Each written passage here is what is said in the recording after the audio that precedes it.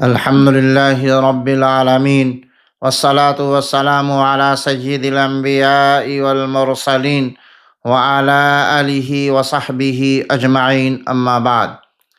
محترم بزرگوں، عزیز اساتذہ کرام اور میرے دینی بھائیوں، آج میں ایک ایسے موضوع پر گفتگو کرنا چاہتا ہوں جو مدارس اسلامیہ کی روح سے جڑا ہوا ہے، مگر افسوس کہ جس پر کم بات کی جاتی ہے، اور وہ ہے مدرسے کے اساتذہ کے حقوق۔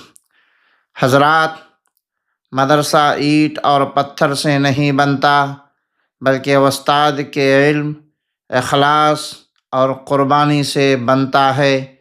اگر استاد مطمئن ہے تو ادارہ ترقی کرتا ہے، اور اگر استاد مظلوم ہے تو عمارتیں تو کھڑی رہتی ہیں مگر روح مر جاتی ہے۔ حضور اکرم صلی اللہ علیہ وسلم نے فرمایا، انما بعثت معلما، مجھے معلم بنا کر بھیجا گیا ہے۔ سوچئے، جس منصب کو نبی کریم صلی اللہ علیہ وسلم نے اپنی بعثت کا تعارف بنا رہے ہوں، اس منصب پر فائز افراد کے حقوق پامال کرنا کتنا بڑا ظلم ہے۔ استاد کا سب سے پہلا حق عزت ہے۔ مجلس میں استاد کی توہین نہ ہو، انتظامیہ کے سامنے استاد کو مجرم نہ بنایا جائے۔ اختلاف ہو تو تنہائی میں ادب کے ساتھ یاد رکھیے، جس ادارے میں استاد بے عزت ہو وہاں علم بے برکت ہو جاتا ہے۔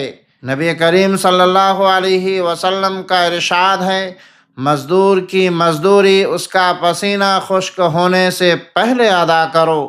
افسوس، مدارس اسلامیہ میں مہینوں تنخواہیں رکی رہتی ہیں، استاد بچوں کی فیس نہیں بھر پاتا، علاج کے پیسے نہیں ہوتے، اور پھر ہم کہتے ہیں اخلاص نہیں رہا۔ بھائیو، اخلاص فاقوں کے ساتھ زیادہ دیر نہیں چلتا۔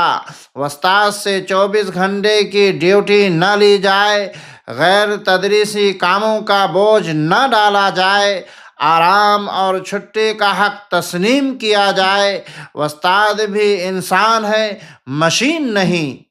کسی شکایت کی بنیاد پر سب کے سامنے ڈانٹ دینا، بے عزت کرنا یا فوراً نکال دینا، یہ سب ظلم ہے، اصلاح نہیں۔